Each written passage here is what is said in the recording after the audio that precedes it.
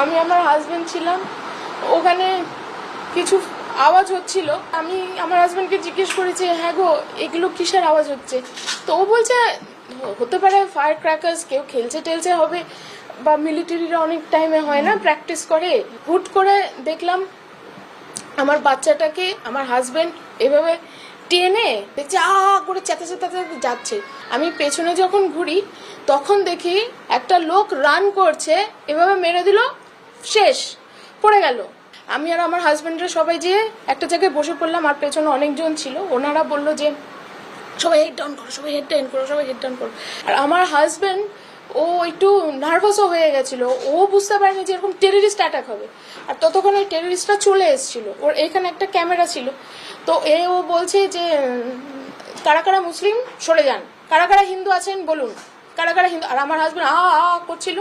আমি যে সামনে